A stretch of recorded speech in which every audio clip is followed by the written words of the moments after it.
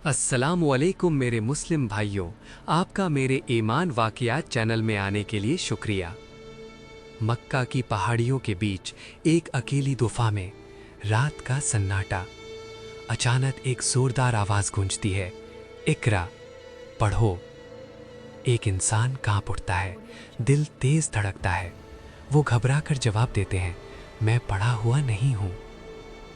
फिर वो आवाज़ दोबारा आती है और उसके साथ एक महान क्रांति की शुरुआत होती है।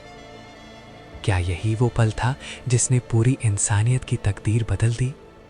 आज हम बात करेंगे उस वाक़ये की जो हर दौर में लोगों के दिलों को छूता है, हज़रत मोहम्मद सल्लल्लाहु अलैहि वसल्लम पर पहली वही का नुज़ूल। ये वो लम्हा है जब अल्लाह ताला ने अपने आखिरी नबी हज़रत मोहम्मद सल्लल्लाहु अलैहि वसल्लम को नबूवत का अजीम मनसब अता फरमाया। सूरह अल-अलक़ की पहली आयतों का नुज़ूल जो कुरान मजीद की बुनियाद हैं, ये वाक़या हमें बताता है कि अल्लाह की रहमत किस तरह इंसानियत पर नाजिल हुई और एक अकेले बंदे को किस तरह आलमी रहनुमा बना दिया गया। ये सिर्फ नबी करीम सल्लल्लाहु अलैहि वसल्लम की ज़िंदगी का टर्निंग पॉइंट नहीं, बल्कि पूरी दुनिया की तारीख़ का सबसे बड़ा इनकलाब है। मक्का का शहर 40 साल पहले हज़रत मोहम्मद सल्लल्लाहु अलैहि वसल्लम, जो अपनी सच्चाई और अमानत की वजह से अल अमीन और अस सादिक कहलाते थे। आप तिजारत करते, लोगों की मदद करते, लेकिन दिल में एक बेचैनी थी। जाहिलियत का दौर था, बुत परस्ती, जुल्म, नाइंसाफ़ी हर तरफ फैली हुई थी। आप अक्सर तन्हाई पसंद करते, हर साल रमज़ान के महीने में गुफ़ाए हिरा में एतिकाफ़ करते, रात भर इबादत, गौर व फ़िक्र, अल्लाह की तलाश में। ये गुफ़ाए हिरा मक्का से कुछ मील दूर एक छोटी सी पहाड़ी गुफ़ा।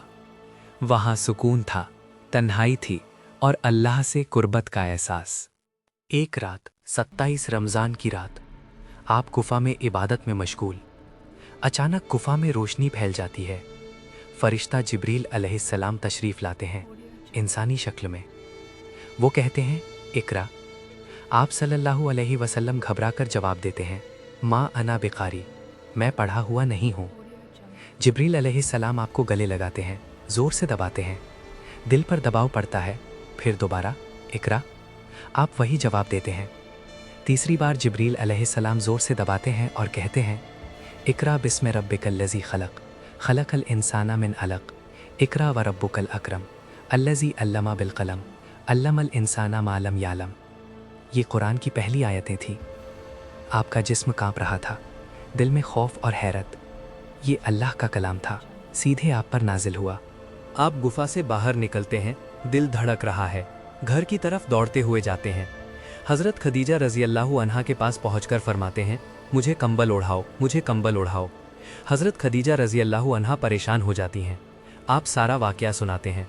वो तसल्ली देती हैं, अल्लाह की कसम, अल्लाह आपको कभी रुस्वा नहीं करेगा। आप रिश्ते जोड़ते हैं, सच बोलते हैं, अमानतदार हैं, गरीबों की मदद करते हैं। फिर वो आपको अपने चचाजाद भाई वर्का बिन नौफल के पास ले जाती हैं। वर्का जो आलिम थे और पिछले किताबें पढ़ते थे, वाक़या सुनकर कहते हैं, ये वही नामूस है जो हज़रत मूसा पर नाजिल हुआ था। आप इस उम्मत के नबी हैं। काश मैं जवान होता, जब आपकी कौम आपको निकालेगी तो मैं आपकी मदद करता। इस वाक़ये के बाद वही का सिलसिला शुरू हुआ। पहले तो वही में वक्फ़ा आया, आप परेशान हुए। फिर सूरह अद-दुहा और अलम नशरह नाजिल हुई जो आपको तसल्ली देती हैं। आपने खुफिया तौर पर दावत शुरू की। पहले हज़रत खदीजा, फिर हज़रत अबू बकर, हज़रत अली, हज़रत ज़ैद रज़ी अल्लाहु अन्हुम ईमान लाए। लेकिन कुरैश की मुखालिफत शुरू हो गई, आप पर इल्ज़ामात, अज़ियतें, मगर आप सब्र करते रहे, अल्लाह पर पूरा यकीन। उस रात का सबसे रूहानी और ताकतवर लम्हा, जब जिब्रील अलैहिस्सलाम तीसरी बार आपको ज़ोर से दबाते हैं और कुरान की पहली आयतें पढ़कर सुनाते हैं। आपका दिल जैसे रुक सा गया हो, पूरा जिस्म काँप रहा हो, खौफ, हैरत और एक अजीब सुकून। ये सिर्फ एक आवाज़ नहीं थी, ये अल्लाह का सीधा पैगाम था। इंसानियत के लिए रहमत का दरवाज़ा खुल रहा था। एक अनपढ़ इंसान को अल्लाह ने अपना आखिरी रसूल चुना, जो न पढ़ सकता था न लिख सकता था, लेकिन जिसके ज़रिए पूरी दुनिया को इल्म की रोशनी मिलने वाली थी। الذی علم بالقلم، جس نے قلم کے ذریعے علم سکھایا۔ یہ لمحہ اتنا پاک اور مقدس تھا کہ پوری کائنات جیسے سجدے میں جھک گئی ہو۔